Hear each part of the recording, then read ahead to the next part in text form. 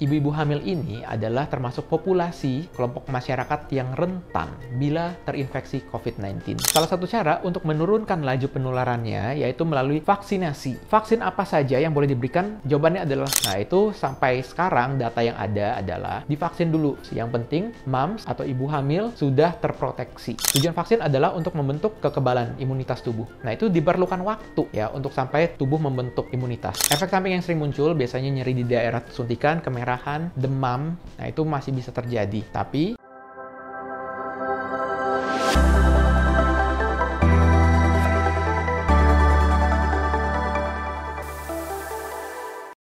hai, kembali lagi di channel Dr. Kevin. Gimana? Apa kabarnya semua? Semoga semua dalam keadaan sehat ya. Pada kali ini saya juga akan membahas satu topik yang masih berhubungan dengan era pandemi ini, yaitu vaksinasi untuk ibu-ibu hamil. Tapi seperti biasa, sebelum saya lanjut, buat kalian yang baru pertama kali ketemu dengan channel Dr. Kevin, jangan lupa untuk dukung terus channel Dr. Kevin dengan cara klik tombol subscribe-nya yang warna merah tulisannya di bawah sini ya. Dan jangan lupa juga untuk nyalakan loncengnya, supaya setiap kali saya upload video baru, kalian langsung dapat notifikasinya. Di era pandemi ini banyak banget nih yang nanya, dok, vaksinasi ibu hamil udah boleh belum sih? Ibu-ibu hamil, kita pengen vaksin dok, boleh nggak? Sebetulnya bagus sekali antusiasme masyarakat seperti itu. Karena yang kita tahu dengan memperluas cakupan vaksinasi itu dapat menurunkan laju penularan COVID-19. Selain menjalankan protokol kesehatan dengan ketat. Sampai video ini dibuat, sudah ada rekomendasi dari POGI, yaitu Perkumpulan Obstetri dan Ginekologi Indonesia, untuk merekomendasikan vaksinasi untuk ibu hamil.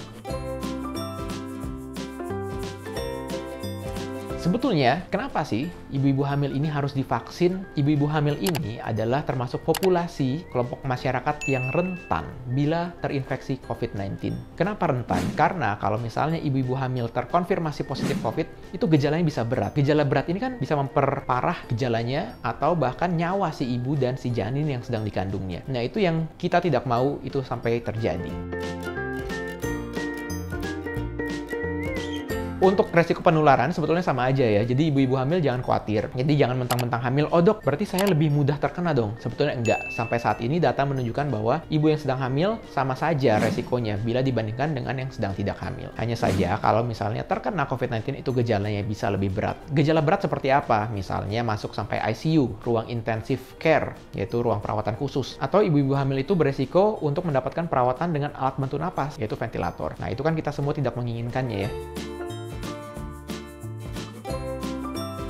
Salah satu cara untuk menurunkan laju penularannya yaitu melalui vaksinasi. Vaksin apa saja yang boleh diberikan? Jawabannya adalah semua jenis vaksin itu boleh. Misalnya yang kita tahu Sinovac itu kan menggunakan inactivated virus. Nah itu boleh. Jadi virus yang sudah dimatikan. Atau misalnya mau AstraZeneca, itu juga boleh. Nggak usah khawatir. Jadi sampai saat ini di akhir Juli 2021 itu semua vaksin yang ada di Indonesia itu diperbolehkan untuk diberikan kepada ibu yang sedang hamil. Jadi mau Pfizer, Moderna, nanti itu juga boleh saja. Jadi nggak usah khawatir. Jadi untuk moms atau ibu-ibu hamil yang masih bingung mau vaksin mana yang lebih bagus, nah itu bisa dikonsultasikan ke dokternya. Dok, saya cocoknya yang mana ya? Saya baru trimester 1, dok, atau saya sudah trimester ketiga nih, cocoknya yang mana? Lebih bagus mana dok? Nah itu sampai sekarang data yang ada adalah divaksin dulu. Vaksin apa saja itu bagus. Yang penting moms atau ibu hamil sudah terproteksi. Kalau misalnya ketersediaan vaksin di daerah tertentu adalah misalnya vaksin Sinovac atau AstraZeneca, ya udah nggak apa-apa. Kita nggak perlu menunggu vaksin tertentu. Misalnya, oh saya mau tunggu Pfizer aja lebih bagus. Tujuan utama yang kita inginkan adalah ibu-ibu hamil ini terproteksi dulu nih, terlindungi dulu. Salah satunya dengan vaksin.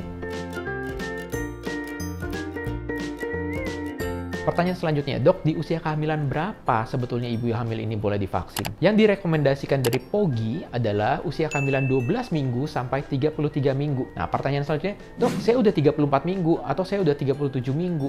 Masih boleh nggak? Boleh saja. Tapi, alasannya kenapa 12 sampai 33 minggu adalah kalau di bawah 12 minggu itu masih adalah masa pembentukan organ. Nah, itu yang kita rekomendasikan setelah 12 minggu saja. Dan alasan ilmiah lainnya adalah di bawah 12 minggu, yaitu yang kita sebut fase peradangan. Dimana kita tahu kalau misalnya kita divaksin, itu akan dapat memicu salah satunya faktor peradangan tersebut. Nah, kalau misalnya yang udah lebih dari 33 minggu, boleh tetap divaksin. Tapi, tujuan vaksin adalah untuk membentuk kekebalan imunitas tubuh. Nah, itu diperlukan waktu ya untuk sampai tubuh membentuk imunitas. Waktu yang diperlukan kira-kira 1 bulan. Ya, jadi diharapkan kalau misalnya 33 minggu, nanti ditambah 1 bulan lagi, 37 minggu kan itu udah mau lahiran. kelahiran. Nah, itu diharapkan di masa tersebut sudah terbentuk antibodinya, sehingga dapat ditransfer juga antibodi ke janinnya. Kalau misalnya sudah lebih dari 33 minggu dan masih mau divaksin, itu efek proteksi atau perlindungan terhadap moms atau ibu hamil itu masih bisa. Tapi untuk efek ke janinnya akan kecil. Nah, untuk kelompok ibu hamil ini juga dibagi ada kelompok resiko tinggi dan resiko rendah. Yang termasuk resiko tinggi adalah ibu hamil dengan usia 35 tahun atau lebih. Yang kedua adalah ibu-ibu hamil yang dengan penyakit penyerta atau komorbid, yaitu ibu hamil dengan penyakit hipertensi, darah tinggi, atau diabetes mellitus, kencing manis, atau ibu hamil yang mempunyai obesitas. Dan ibu-ibu hamil yang merupakan tenaga kerja kesehatan. Nah, itu juga direkomendasikan untuk divaksin. Bagaimana dengan yang resiko rendah? Ibu hamil yang beresiko rendah itu tetap masih boleh divaksin dengan adanya konseling. Jadi setelah mengerti efek sampingnya apa dan dampaknya apa terhadap kehamilan dan janin, itu diperbolehkan. Konselingnya kemana? Konselingnya ke tenaga kesehatan. Boleh dokter kandungannya atau bidan. Vaksinasi pada ibu hamil ini tidak diperlukan melakukan tes kehamilan terlebih dahulu. Jadi buat ibu-ibu hamil yang ternyata sudah divaksinasi di vaksin yang pertama, ternyata baru ketahuan hamil, itu nggak usah khawatir. Tetap langsung kasih tahu ke dokternya atau ke tenaga kesehatannya bahwa sedang hamil. Boleh dilanjutkan dengan vaksinasi kedua. Waktu yang direkomendasikan untuk vaksinasi kedua adalah mengikuti jadwalnya, yaitu di atas 12 minggu.